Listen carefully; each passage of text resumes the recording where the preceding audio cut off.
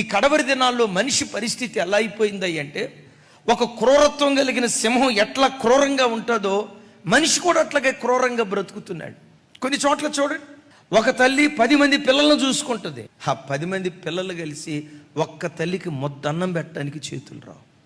ఒక మాట చెప్తా, నువ్వు క్రూరత్వంతో బ్రతుకుతూ మందిరానికి వస్తూ పోతూ ఉండుండొచ్చు, దశంభాగ్యం ఇవ్వచ్చు, సంఘంలో పెద్దగా ఉండుండొచ్చు, సంఘంలో పరిచర్య చేసే తల్లిగా నువ్వు ఉండుండొచ్చు. ఇవన్నీ నీకు మందిరంలో దొరుకుతాయేమో కానీ పరలోకంలో చోటు దొరకదని మాత్రం ఖచ్చితంగా నేను ఈ మాట చెప్తాను.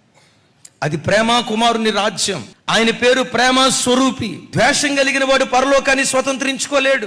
కోపాలు, కలహాలు, కక్షలు, ద్వేషాలు, హృదయంలో పగబెట్టుకొని రగిలేటువంటి వాడు పరలోక రాజ్యాన్ని స్వతంత్రించుకోలేడు. అది ప్రేమ కుమారుని రాజ్యం గనుక ఆ రాజ్యములో నిలవదగిన వాడు, ప్రేమ అనే సౌందర్యము లోపము లేని వాడే దేవుని ఎదుట నిలవబడగలడు.